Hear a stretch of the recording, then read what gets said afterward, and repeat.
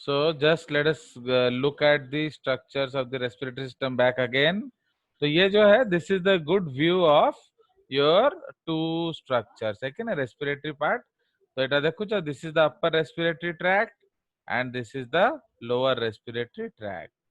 तो if we concentrate on the upper respiratory tract, आपको क्या क्या दिख जा रहा है? You are seeing the nostrils है कि नहीं? You are seeing the nasal chamber.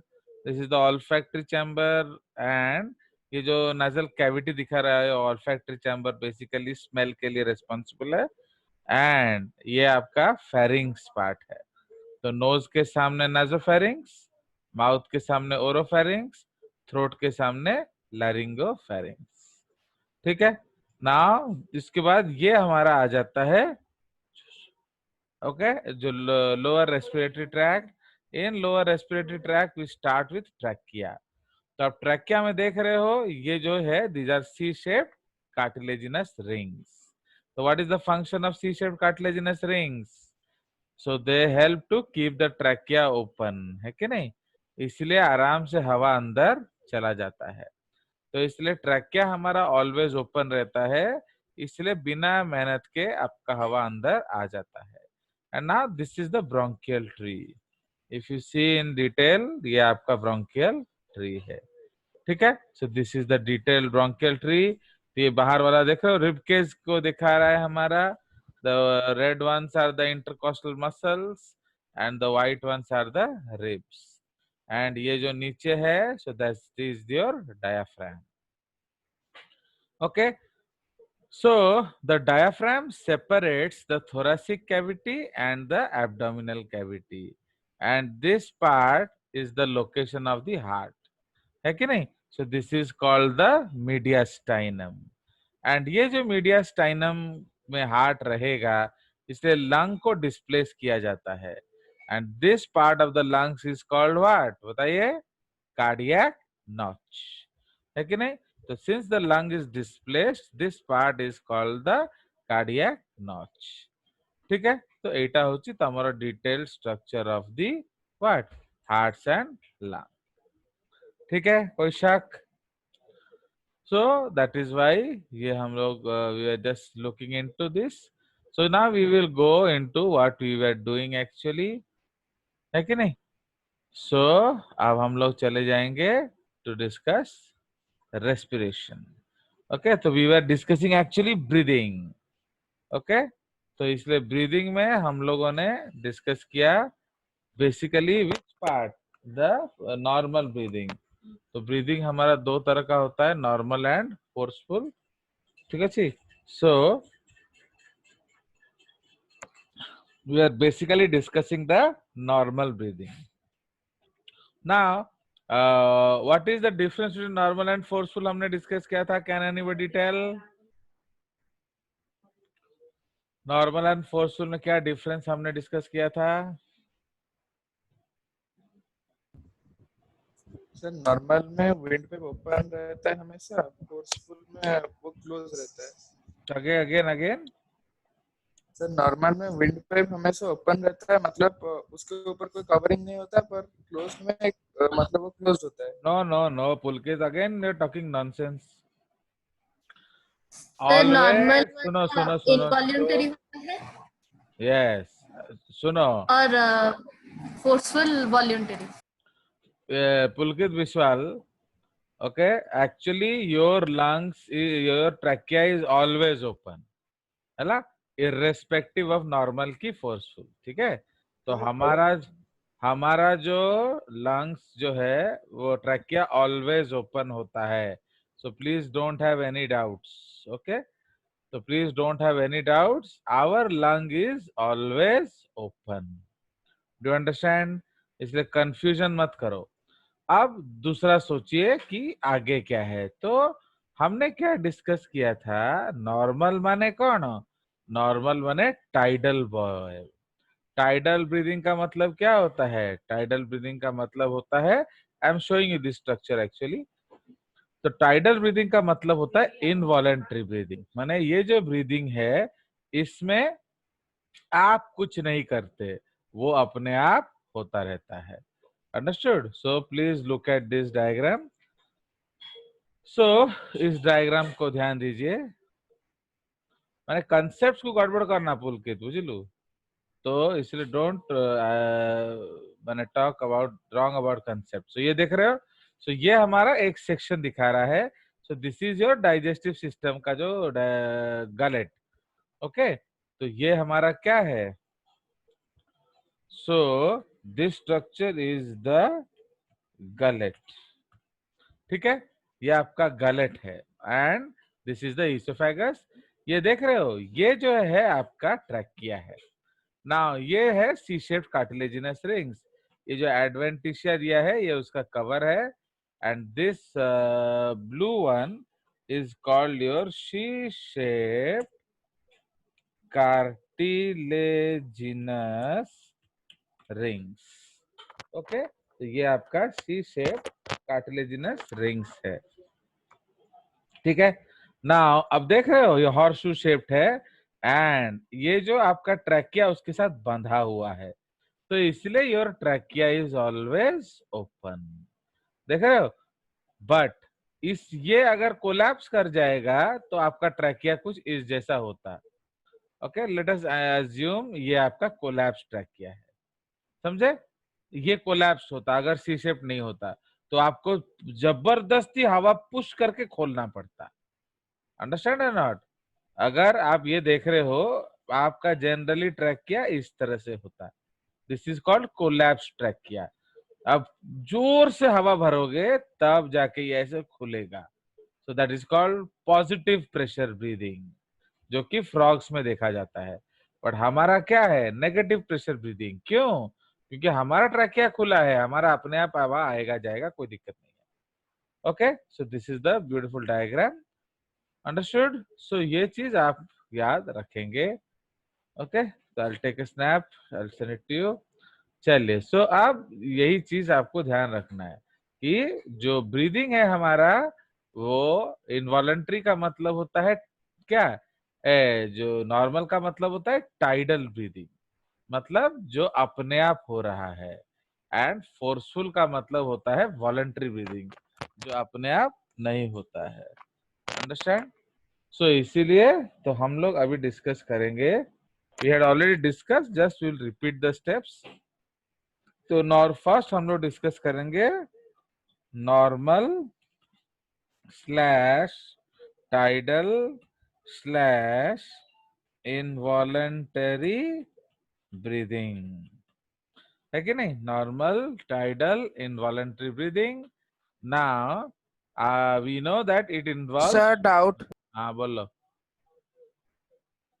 Sir वो कार्टिलेजिनियस रिंग्स कभी वीक नहीं हो जाते? नहीं, वीक होगा अगर आपका कोई प्रॉब्लम होगा, अदरवाइज नहीं होता।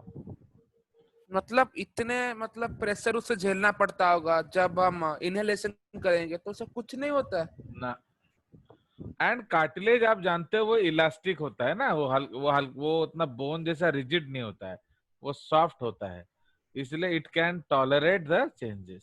समझ रहे हो? तो वो सर। टॉलरेट कर सकता है चेंजेस को। नाउ जो टाइडल ब्रीदिंग है, तो इट इन्वॉल्व्स टू प्रोसेसेस, है कि नहीं? It involves two processes.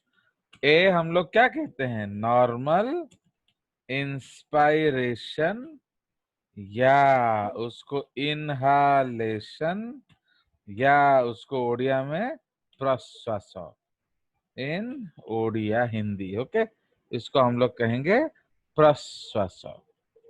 Fine, so this is your normal breathing. तो उसमें हमारा कौन कौन सा मसल्स यूज होता है हमने डिस्कस किया था। तो mainly phrenic muscles of the diaphragm.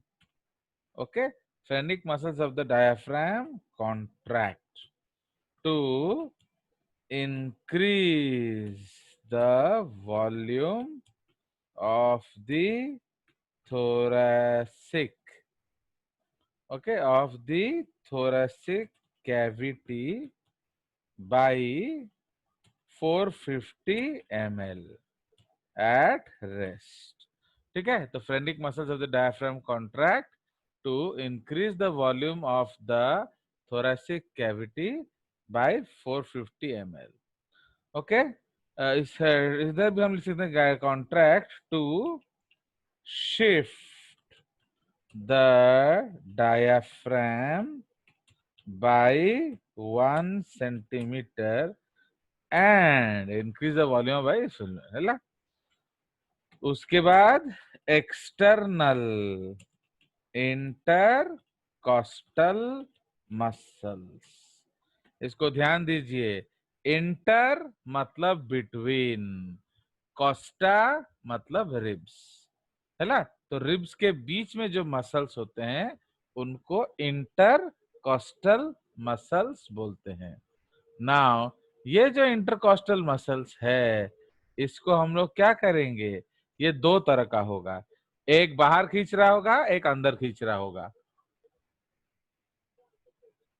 जो रिब केज को बाहर खींचेगा वो एक्सटर्नल, जो अंदर खींचेगा वो इंटरनल, समझ में आया।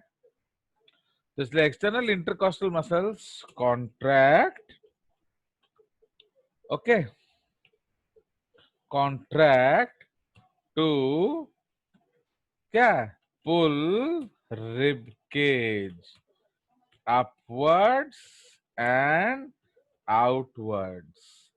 ओके, इसको हम लोग बकेट हैंडल मूवमेंट बोलते हैं। ठीक है, जैसे बकेट का हैंडल आगे और ऊपर खींचता है, just like that. Okay, so this increases the volume of thoracic cavity by 50 ml। तो 50 ml ज्यादा नहीं होता है, इसलिए you don't see your chest bumping in normal breathing, है ना। नाउ उसके बाद according to Boyle's law, okay, Boyle's law, okay, pressure is inversely proportional to volume, है कि नहीं।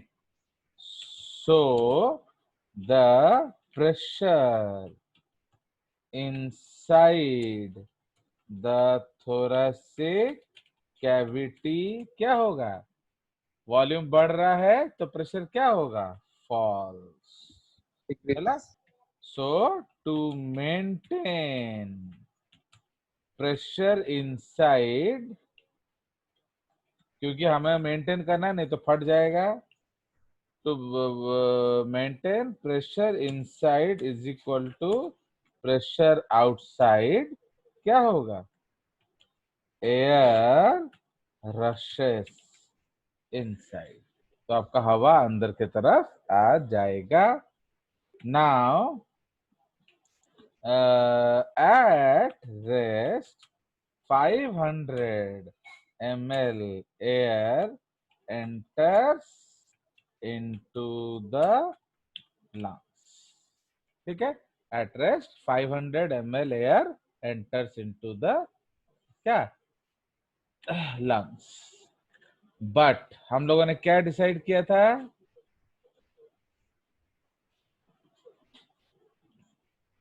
but the first 150 ml is referred to as क्या, anatomical dead space, याद है कि नहीं। और वो कंडक्शन जोन था, याद है ना, भूल गए।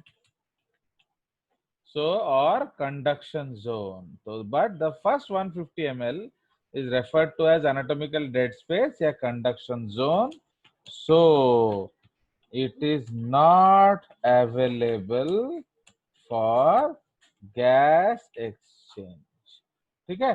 तो वो जो हवा है वो आपको गैस एक्सचेंज के लिए अवेलेबल नहीं है, understood. Therefore at rest, okay, only 350 ml of air is available for exchange. बुझला? तो therefore at rest only 350 ml of air is available for exchange. ये समझ में आया कि नहीं आपको? तो हमने क्या देखा था कि जो फर्स्ट 150 ml है वो first 150 ml is not available for gas exchange.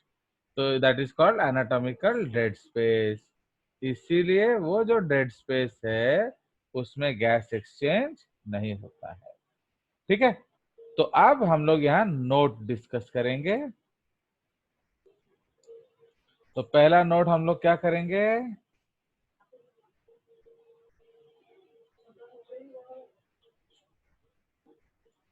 तो फर्स्ट हम लोग डिस्कस करेंगे that is called your minute volume. है ना? मिनट वॉल्यूम, उसको हम लोग MV बोलते हैं. तो what is the definition of minute volume? Minute volume, so it is the volume of air inspired, okay, by normal respiratory efforts per minute. है कि नहीं? तो इसीलिए व्हाट इज द फॉर्मूला? तो minute volume is equal to क्या? बोलो. Is equal to 350 into number of times you inspire per no minute. Baby, not 350, 500 ml. तुमने तो 500 ml इंस्पायर किया था ना.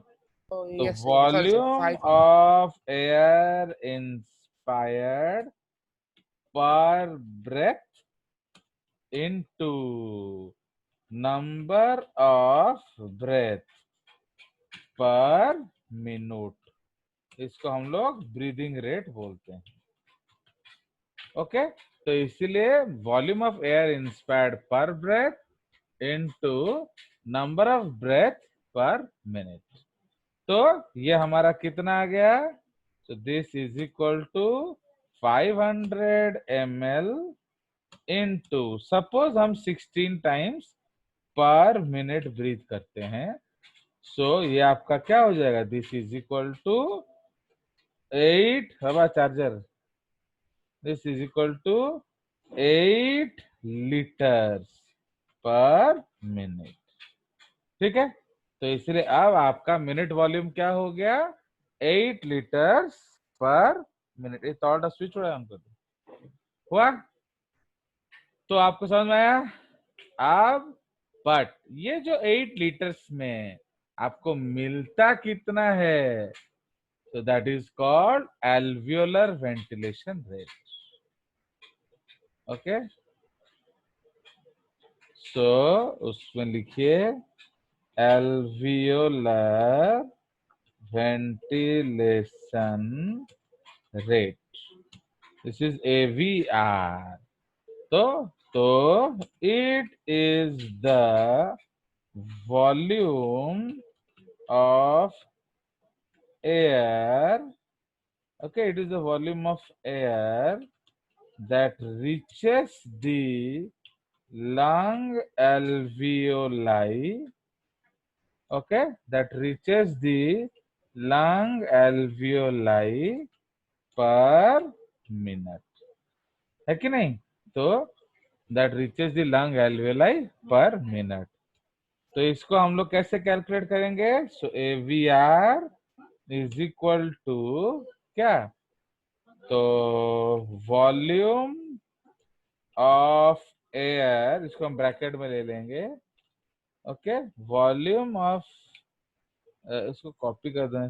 Volume of air inspired per breath minus anatomical dead space, है कि नहीं, इनटू ब्रीदिंग रेट. समझ आया? तो इसलिए AVR हमारा कितना हो जाएगा? So this is equal to 500 minus 150 in bracket. Okay? Into आपका कितना 16 सपोज पर मिनट। ओके 16 पर मिनट। तो ये आपका कितना आ जाएगा इनटू करके जल्दी बताओ। 5.6 liters। हिसाब करिए 350 इंटू 16 कितना आ रहा है।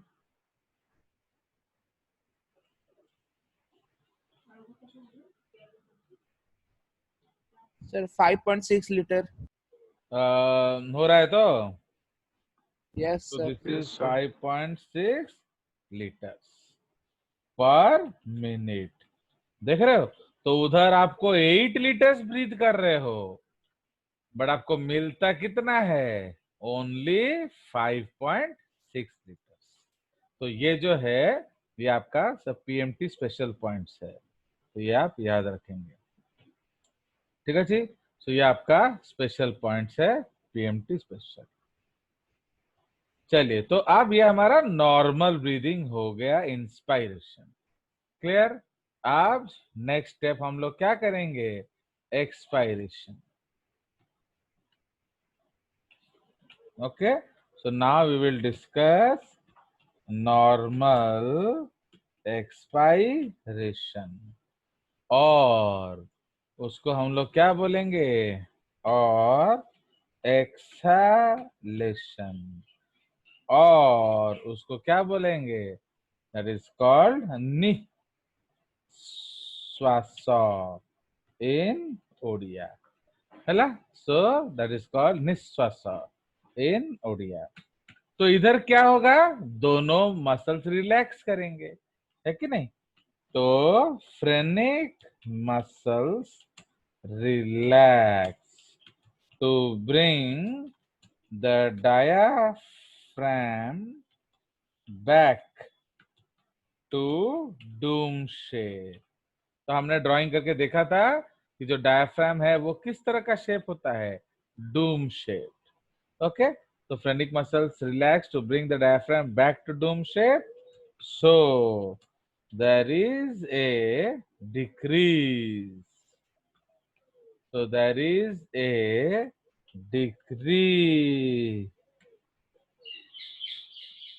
in the volume of thoracic cavity.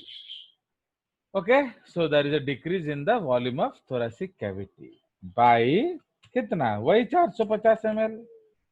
ठीक अच्छी, तापरे एक्सटर्नल इंटरकॉस्टल मसल्स, इसका शॉर्टकट हम क्या लिखते हैं, EICM, relaxes to bring the rib cage back to normal position.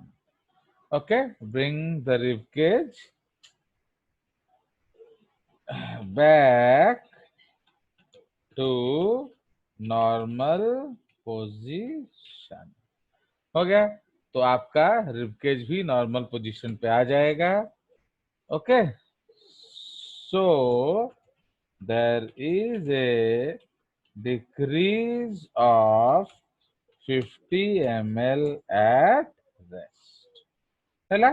Now so according to Bayes' law, according to Bayes' law क्या होगा, प्रेशर इनसाइड इंक्रीजेस, है कि नहीं, तो प्रेशर इनसाइड बढ़ जाएगा। So to maintain P in is equal to P out, क्या होगा, एयर इज पुश आउटसाइड, है ना। सो इसको हम लोग क्या कहते हैं, एक्सहालेशन। ठीक है, तो ये हमारा रेस्ट है, तो हम लोग एक ड्राइंग इसका बना सकते हैं साइड में।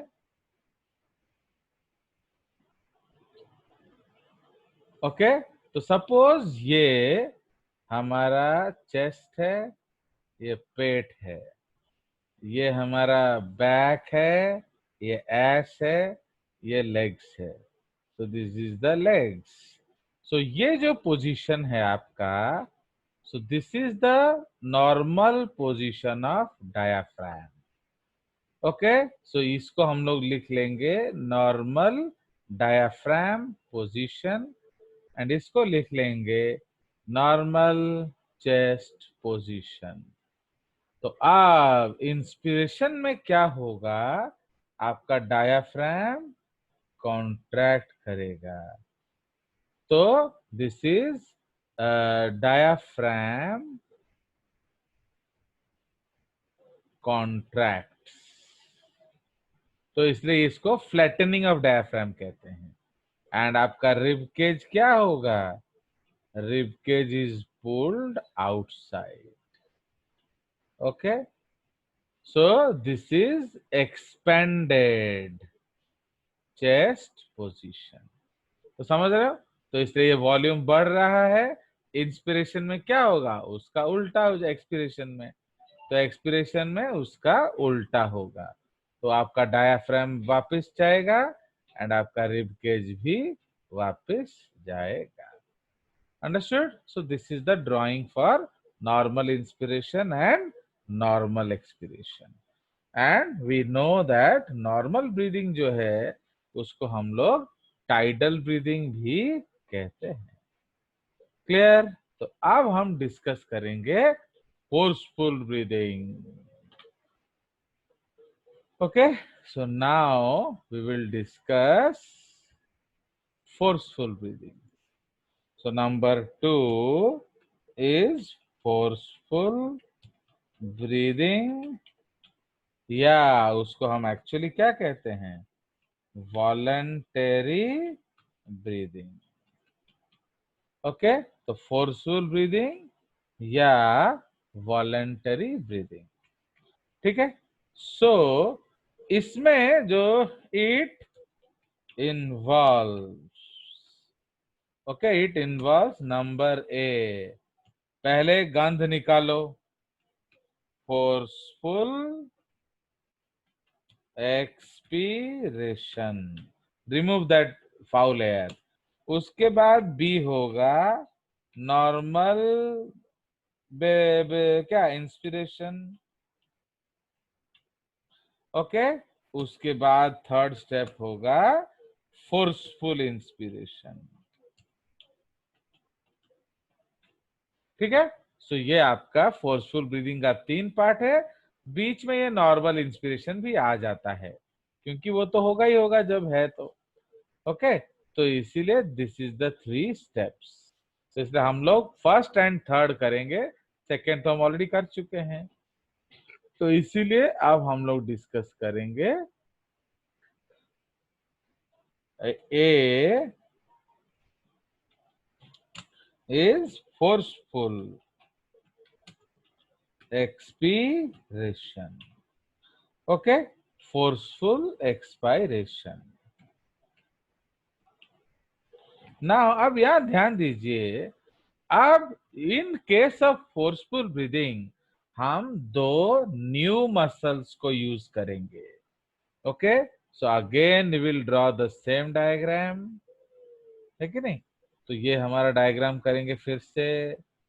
सो ये हमारा चेस्ट पोजीशन है। सो this is the back, S, legs, ये लेग्स है हमारा, है कि नहीं। एंड ये जो है, सो this is basically the normal diaphragm position, है कि नहीं, नॉर्मल डायाफ्राम पोजीशन। इधर आपका जो एब्डोमिनल मसल्स होता है, so these are called abdominal muscle. And ribs में इसको अब हम अंदर की तरफ खींचेंगे। So now we will pull the rib cage inside. तो इसको हम लोग कहते हैं इंटरनल इंटरकॉस्टल मसल्स। तो ये हमारा एक्सटर्नल इंटरकॉस्टल मसल्स था, इधर हम उसको अंदर की तरफ खींचेंगे। So that is internal intercostal muscles. तो यहाँ 2 नया मसल्स आपका यूज होगा। ठीक है।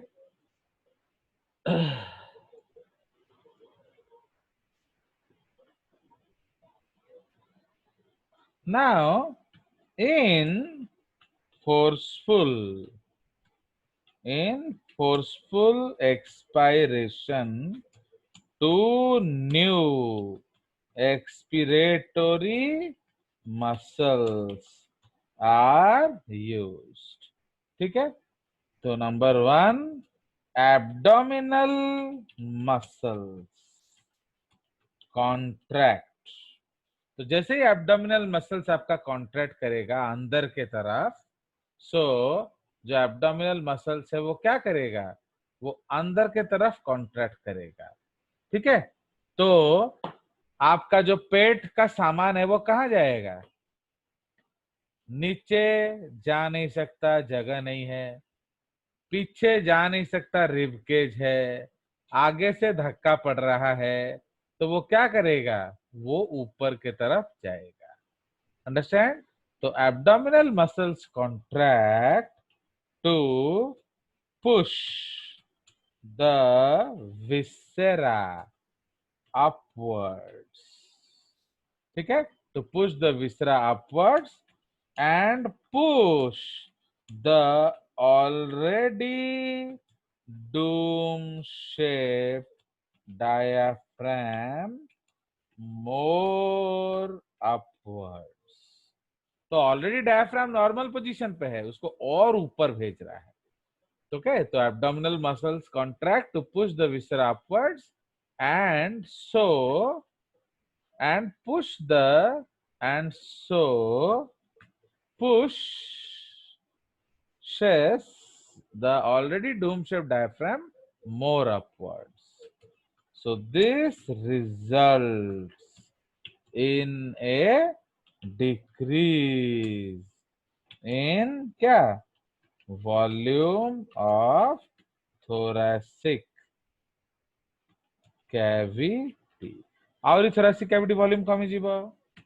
उसके बाद number 2, internal intercostal muscles contract to क्या, to push the rib cage downwards and inwards. Okay. तो internal muscle contract, to pull लिख दो इसको, to pull the rib cage downwards and inwards. ठीक है। तो अंदर की तरफ उसको खींचेगा। This also decreases the volume of thoracic cavity।